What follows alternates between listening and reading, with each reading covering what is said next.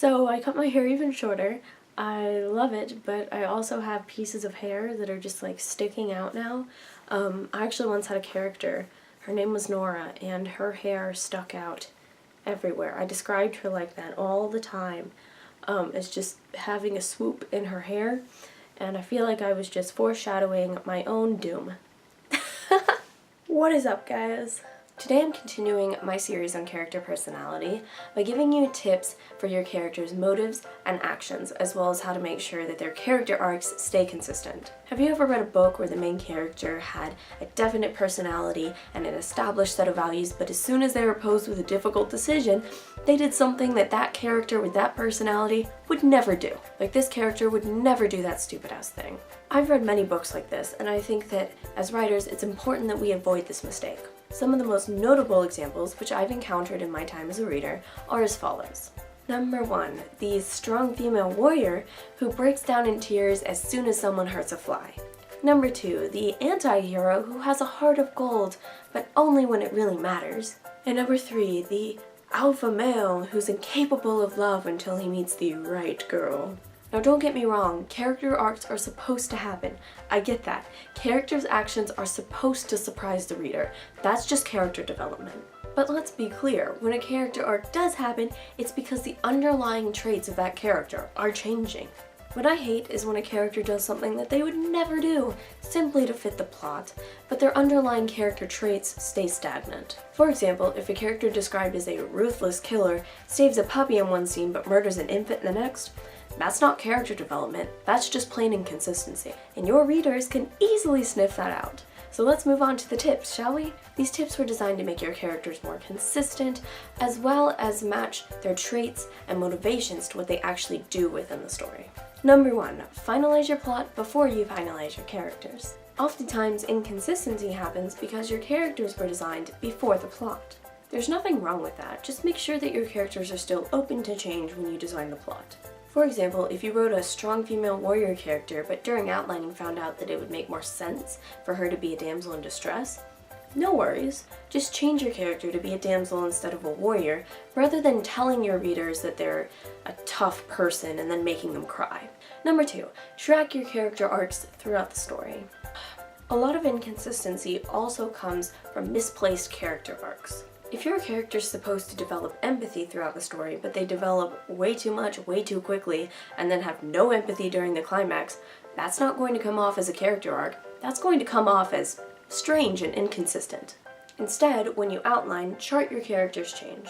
Point out the specific places where your characters start to show change, as well as the big moment where the change truly takes place, which probably should be near the end of your story. This will save your characters from seeming inconsistent in their actions as well as their character traits. 3, allow your characters to struggle with change. Have you ever read a character that went from disgusted with killing a human being to a full-blown killer within one chapter? Yeah, I didn't like it either. This is a fine character arc to have, don't get me wrong, but we need some struggle there. If you establish a character as uncomfortable with death, maybe have him struggle to kill his first victim and think about it a lot afterwards. Maybe he gets PTSD, maybe he shuts himself away from the world for a while, trying to come to terms with what he did. After all, it's very hard to flip your values upside down. Readers love struggle, and they want your characters to seem realistic, so make sure that your characters struggle when their underlying character traits and values are being shifted. Number 4. I don't even really want to say this one because it has been said by every reader, writer, filmmaker since the beginning of time, but I guess I have to, so here goes. Show and don't tell. This piece of advice is multi-purpose. In most contexts, this refers to helping your prose, but in this context, it refers to bigger issues involving your characters. I think the sun's going down, so the lighting in here is getting worse. I'm sorry, I should have filmed this earlier.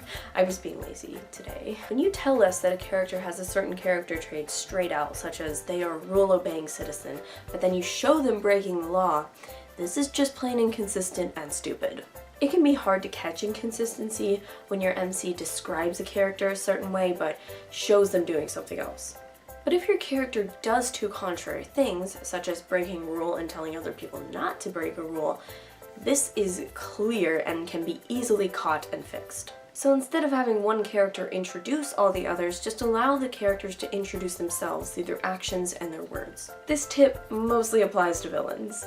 Don't have your heroes describe the villain as badass and dark, only to have the villain sing children's songs and let everyone off the hook with a smile. Let the villain describe himself through his own badassery, or lack thereof. This will make your villain a whole lot more consistent and allow their underlying traits to truly match their actions. Number 5, use the basic formula for determining your character's actions. The basic formula is basic need of a character plus the conflict the character is faced with equals the goal the character will stop at nothing to achieve. I know this sounds basic, but it's important to internalize when writing compelling, realistic characters. I'll first give you an example from one of my old books and then do other examples later. The character's name was Rowan, and she never knew her birth mother, so she never had that role model, but she always wanted one, and as soon as she meets her mother, her real birth mother for the first time, she tries to turn that woman into the perfect role model classic mother. That mother figure actually turns out to be a psychopath, but Rowan can never come to terms with that because of her basic need for a role model in her life.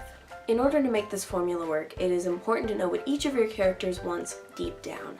Every character in your novel should want something, whether it's companionship, revenge, or to be famous.